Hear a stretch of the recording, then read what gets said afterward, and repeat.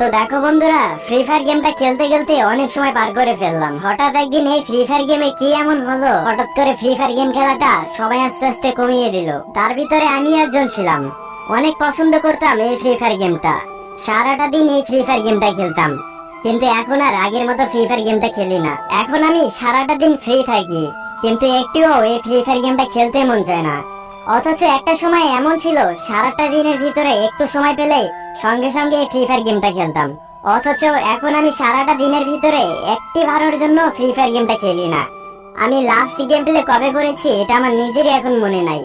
আমি 1 মাস 2 মাস 3 মাস পর পর আমি গেমে একবার করে ঢুকি। কিন্তু অথচ গাইস, আমি একটা সময় এমনও ছিলাম যে আমি সারা দিনের ভিতরে আমার গেমে না ঢুকলে মানে ভালোই লাগতো না।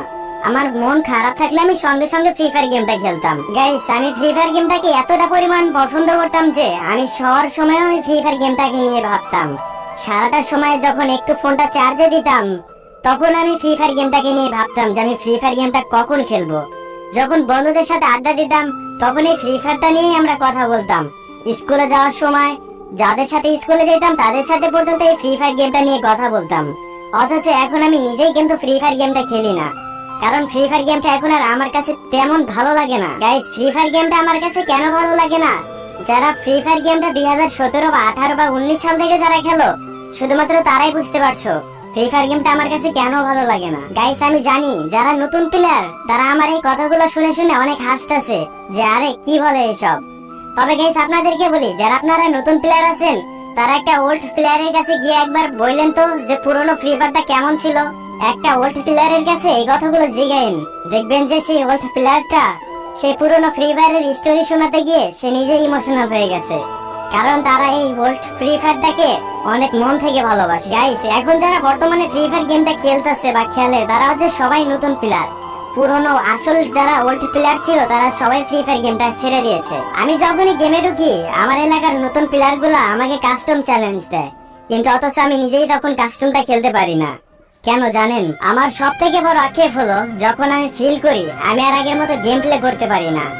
আগে আমার কাছে একটা স্কট ওয়াইপ আউট করা কোনো ব্যাপারই ছিল না, আর এখন সেই জায়গায় আমার কাছে 2টা এনিমি সামলাতে আমার কষ্ট হয়ে যায়। ভাই, এই অনুভূতিটা শুধুমাত্র তারাই বুঝতে পারবেন যারা আপনাদের ওল্ড গেম প্লেটা হারাইছেন। কিন্তু মাঝে মাঝে যখন ঢুকি, যখন নতুন নতুন প্লেয়ার আমাকে কাস্টম চ্যালেঞ্জ দেয়, যখন আমি তাদের সাথে পারি না, তখন আমার মনটা অনেক খারাপ হয়ে যায়। কারণ 2020 সালের দিকে মানে একটা স্কোর আমার কাছে কোনো ব্যাপারই ছিল না, আর সেই জায়গায় এখন 2টা এনিমি সামলাতেই আমার কষ্ট হয়ে যায়। এর জন্যই তো আর এখন বর্তমানে ফ্রি ফায়ার গেমটা খেলা হয় না। তবে 2017-18 সালে তখন ওটা গেম বললে ভুল হবে, ওটা তখন সবার মানসিক শান্তি ছিল। অনেকের সাথে অপরিচিত ছিলাম যাদের সাথে তখন ফ্রি ফায়ার গেমটার জন্য অনেক ভালো সম্পর্ক গড়ে উঠেছে।